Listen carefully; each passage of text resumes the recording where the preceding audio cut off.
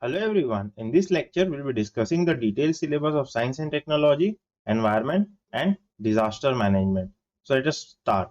At first we have developments and their applications and effects in everyday life and indigenization of technology and developing new technology.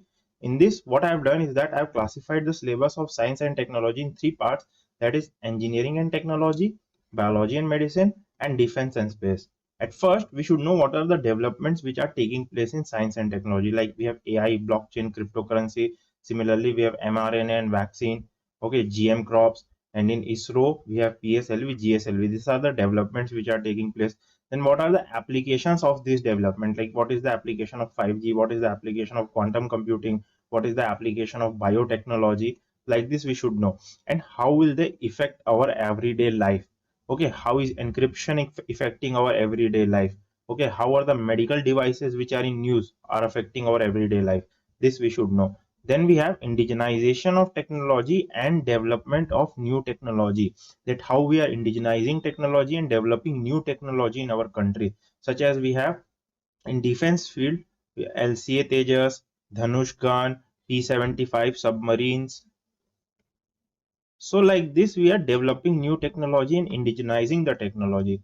Then we should have a brief overview about various fields such as IT and computer, space, nanotechnology, biotechnology, robotics, defense, and nuclear field. Then moving forward, we have issues relating to intellectual property rights. In this, we have why do we need intellectual property rights in the first place? We need IPR so to boost our innovation or to boost inventions. This is why we need IPRs. Then what are the types of IPR? There are patents, there's copyright, there's trademark. These are the various types of IPR. Then IPR regime in India. What are the various acts? Like we have Trade Secrets Act. Okay, we have Copyright Act, we have Trademark Act, Patents Act. We have various acts. Then we have international agreements related to IPR. What are the various international agreements? Like we have TRIPS at WTO. Then another agreement is we have NICE agreement, we have Vienna agreement. These are the various agreements. Then what are geographical indicators? We should know the meaning of geographical indicators. Okay, and what are the various famous geographical indicators of India? Like we have basmati rice, then we have Darjeeling tea, then we have Rasgulla of Bengal. Then what are the recent issues in this field, like patent evergreening, compulsory licensing, and what are the prominent cases? This should be known by us in a little brief. Then moving forward, we have environment and disaster management. In this, we have biodiversity conservation. We should know the meaning of biodiversity. What is the biodiversity, its meaning and its definition.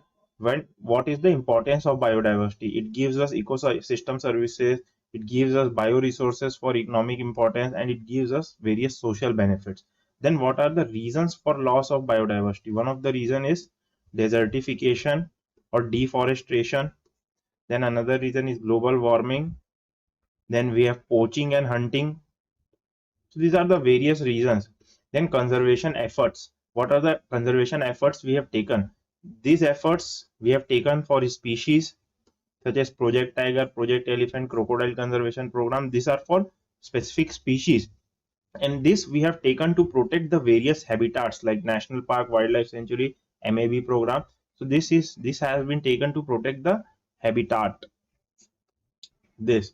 Then we have acts and mechanisms for conservation. What are the acts and mechanisms we have at national level and international level? At national level, we have Wildlife Protection Act 1972, then National Biodiversity Authority 2002, and at international level, we have Cartagena, Nagoya, and Aichi protocols like this. Then we have environmental pollution and degradation. Okay, what are the various types of pollution? Air, soil, water, and what are the various types of pollutants? We have biodegradable and non-biodegradable. Then we have water soluble and non-water soluble, inorganic and organic. So these are the various types of pollutant. Then what is the impact of pollution and degradation? Okay, the impact is ozone layer depletion, ozone hole, Then we have greenhouse gas effect and global warming. Then we have eutrophication, desertification, acid rain, hazardous waste, etc. This is the impact of environmental pollution and degradation. Then we have causes slash sources of pollution. What are the various causes? We have industries, okay, then we have vehicles, then we have households. So these are the various sources of pollution. Then we have prevention and control of pollution and degradation, how it can be prevented. At national level, we have various mechanisms and agencies for this, like CPCB, EPA, 1986 Environment Protection Act. And at international level also, we have various agencies such as UNFCCC, Paris Agreement, COP, Conference of Parties, so to prevent and control pollution degradation. Then we have environmental impact assessment, or the EIA. What is EIA? What is its definition? Then what are the Indian guidelines and legislations with respect to EIA? And what is the EIA process? Like there's screening, then there's scoping, then there's public hearing. So there's a list of processes. Then what are the needs and benefits of EIA? Why do we need it and what are its benefits? One of the benefits is that it ensures sustainable development. Then we have shortcomings of EIA in India. What are the shortcomings? See, one of the shortcomings of EIA is that public hearing is not done properly. The documents are only available in English language. They are not available in regional language. And the most important shortcoming is that EIA is just a one-time process rather than being a continuous process. Continuous process. Okay, so what happens is that the EIA clearance is given before the project starts, and once the clearance is given, then this EIA goes into the dustbin. But what it should happen is that the EIA process should be continuous, so to ensure that the project is more sustainable in nature. Then what measures we can take to make EIA more effective? Then at last we have disaster management. In this we have disaster versus hazard. What is their definition and what is the difference between disaster and hazard? What are the various types of disaster? Earthquake, cyclone, heat waves. You should also prepare diagrams for them. Diagrams for all the disasters. Then how can we manage disaster? What steps can we take before disaster, during disaster, and post disaster, so to manage the disaster? This can be found in second ARC summary. Then we have community level disaster management. How can we ensure disaster management at community level? We have role of local government, NGOs, SHGs, and community. What role each of them play? Then at last we have government initiatives on disaster management. What initiatives government has taken and what are the NDMA guidelines for various disasters? We have earthquake, cyclone, heat wave. So what NDMA has suggested with respect to various disasters, that should be known by us. So this ends our lecture today. Thank you.